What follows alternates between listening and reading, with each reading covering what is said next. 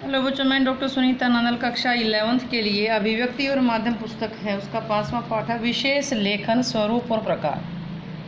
Chapter कौन सा है? विशेष लेखन स्वरूप और प्रकार। विशेष लेखन किसे कहते हैं? समाचार पत्रों में विशेष लेखन की क्या उपयोगिता है, क्या महत्व है, क्या इम्पोर्टेंस है? आधुनिक युग में पाठकों की रुचियाँ बहुत व्यापक हो चुकी हैं, बहुत फैल चुकी हैं, बहुत बढ़ चुकी हैं। वे साहित्य से लेकर विज्ञान तक तथा व्यवसाय से लेकर खेल तक सभी विषयों की ताज़ा जानकारी चाहते हैं।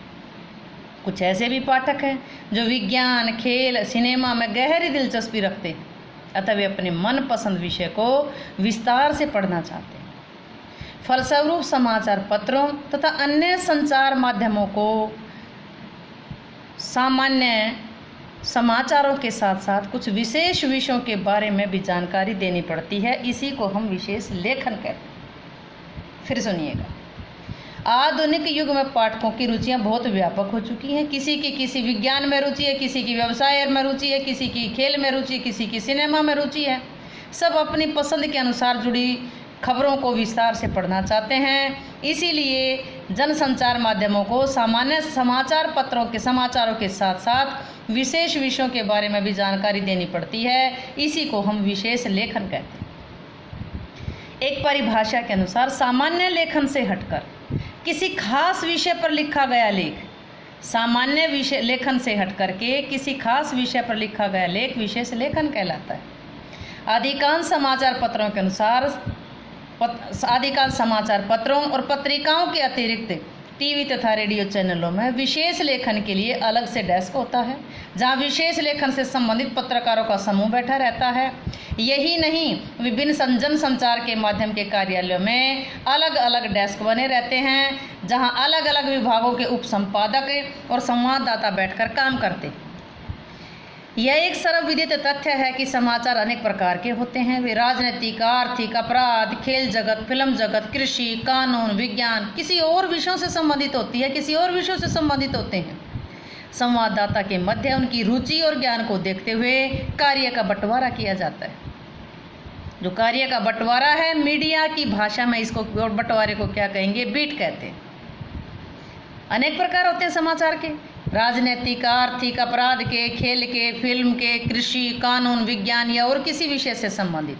संवाददाताओं की जिनकी अपनी रुचि होती, संवाददाताओं के मध्य रुचि और ज्ञान को देखते हुए इस काम का बंटवारा किया जाता है कि जो जिसकी राजनीति में रुचि है उसको राजनीति के दे दिए जाएं, और आर्थिक भाग में ड्यूटी है यानी कि उनकी रुचि है तो उनको आर्थिक दे दिया जाए।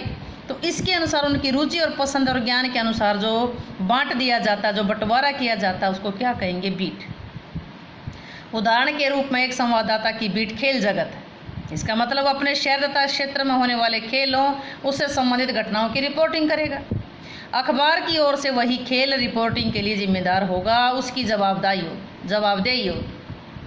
इसी प्रकार यदि कोई संवाददाता आर्थिक या कारोबार से जुड़ी संबंधित जानकारी रखता है तो उसे आर्थिक रिपोर्टिंग का काम सौंपा जाएगा। यदि किसी की रुचि कृषि में है, कृषि की पूरी जानकारी रखता है तो कृषि जगत की सारी रिपोर्टिंग का काम करेगा।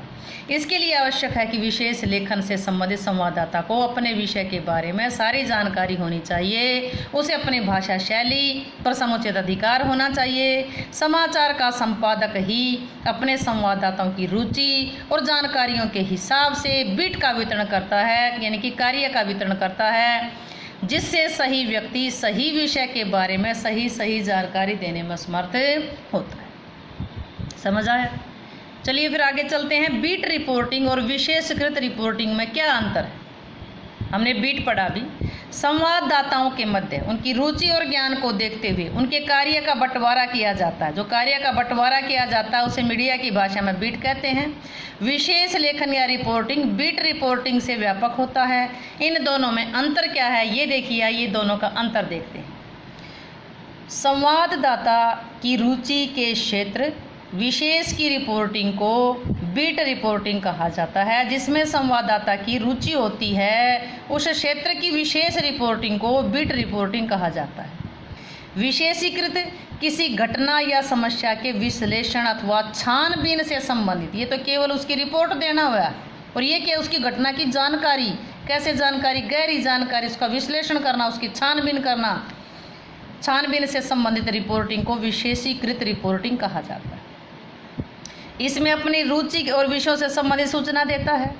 इसमें विशेष विषयों से के संबंध में विशेष समाचार, विशेष विषयों के संबंध में विशेष समाचार विस्तार पूर्वक लिखने पड़ते हैं। बीट रिपोर्टिंग में संवाददाताओं को अपने क्षेत्र से संबंधित सामान्य समाचार लिखने पड़ते हैं, लेकिन इसमें संवाददाता को विशेष विषय को चुनकर उससे संबंधित समाचार लिखने होते हैं।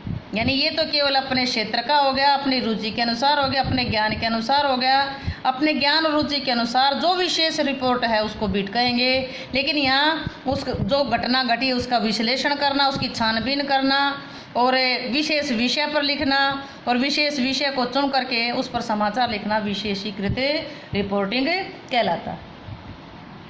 बीट रिपोर्टिंग को देने वाले रिपोर्टर को संवाददाता कहेंगे। बीट रिपोर्टिंग देने वाले को रिपोर्टर, बीट रिपोर्टिंग देने वाले रिपोर्टर को संवाददाता कहते हैं। विशेषीकृत रिपोर्ट देने वाले को विशेष संवाददाता कहेंगे। विशेष का मतलब ये स्पेशल है। बीट रिपोर्टर में भाषा के प्रयोग के लिए संवाददाता स्वतंत्र होता है, लेकिन यहाँ संबंधित शब्दावली का ही प्रयोग करना पड़ता है। विशेषीकृत रिपोर्टिंग लेखन में विशेष संवाददाता को, ये विशेष होता है, ये संवाददाता, ये केवल संवाददाता है, ये विशेष संवाददाता है।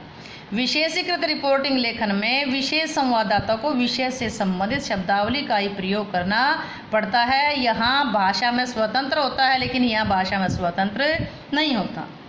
उम्मीद है कि ये दोनों प्रश्न आपको अच्छे से समझ आए होंगे। समझ आए हों तो वीडियो को लाइक करें, शेयर करें, चैनल को सब्सक्राइब करना ना भूलें।